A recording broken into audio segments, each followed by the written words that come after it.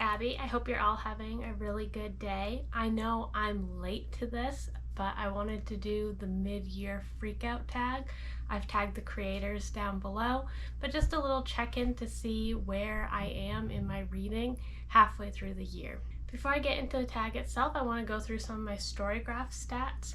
So here we have my stats for fiction versus non-fiction reads. Here we have the stats for the types of formats that I read in. Here you can see the genres that I typically read. You can see that manga is the majority, and then we have romance, poetry, fantasy, graphic novels, and then LGBTQIA+ and young adult, and then it gets lower from there. And these are the moods that I typically read in. I've also been keeping track of whether the book is from the library or that I bought it or I already owned it or other means of getting things. And even though I haven't been doing as good a job of diminishing my physical TBR, I have been reading all the books that I have brought in. I haven't really gone up in books at all. So the first question in the Midyear Freakout is, what is your favorite book so far this year? For that, we have Promises of Gold by Jose Olivares, and he has, his book is published with the English version and then the Spanish version. And I really liked that he explores language, he explores how some things are nuanced to talk about and how specific words mean different things to different people. I particularly liked that the format, he plays around with format as well as language, and that his translator, David Ruano Gonzalez, also gets to give his input into how these things are translated, and they work very closely together.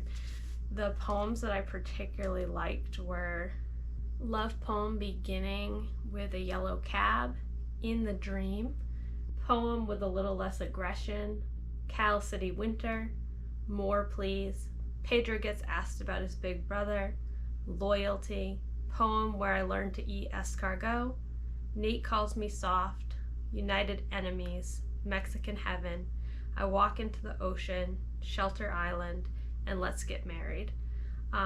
It explores what it means to be part of the Mexican diaspora, as well as friendship and society and finding your place. And I just thought these poems were amazing and ones that I'll definitely be revisiting, as well as trying to read in Spanish, as that's something I am currently learning. The best sequel that I read is actually the third book in a series, and that is Finley Donovan Jumps the Gun. This series is just a really fun, quick read about a woman who is a writer and gets mistaken for being a hitman at a Panera Bread, and just the chaos that ensues.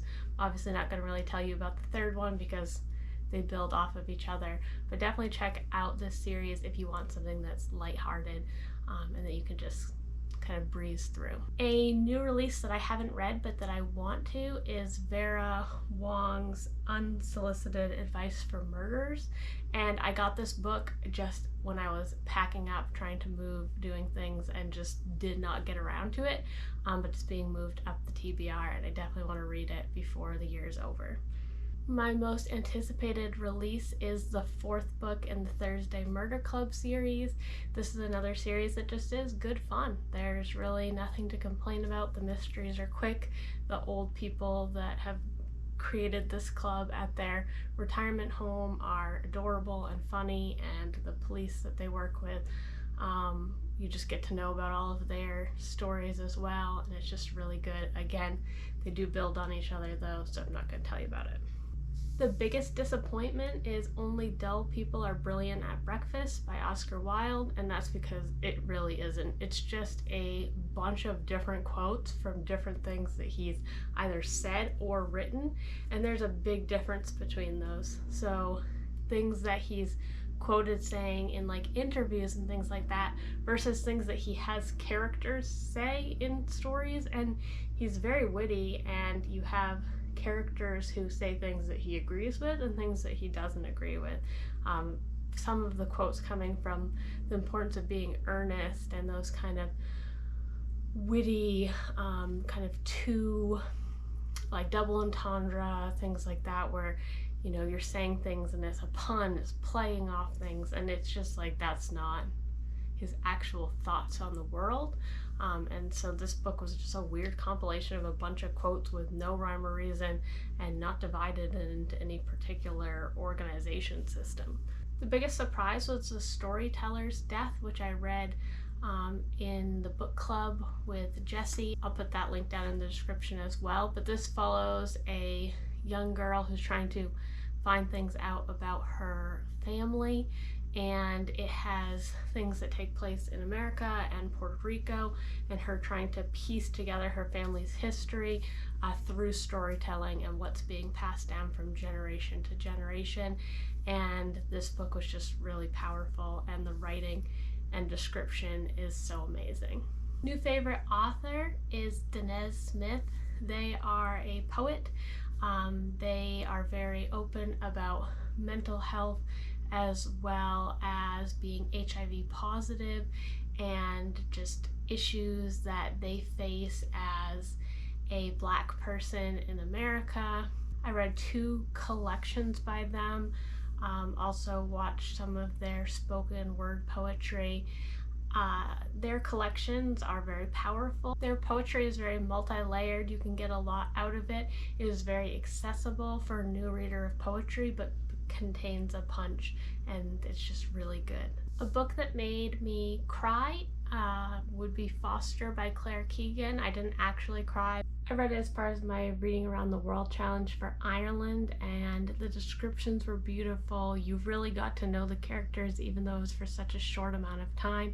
And it was really just heartwarming, heart-wrenching, just a really powerful book in a very small amount of pages. Book that made me happy this year is Milk and Mocha, Our Little Happiness. This book follows Milk and Mocha, the little cartoon bears, and their just day-to-day life, getting into all sorts of shenanigans and just loving each other no matter what. And it was just really cute and heartwarming. The most beautiful book that I got this year, it's tied for 2. These came together from Fairy Loot, but With the Fire on High and Clap When You Land by Elizabeth Acevedo. These dust jackets are beautiful. It has sprayed edges.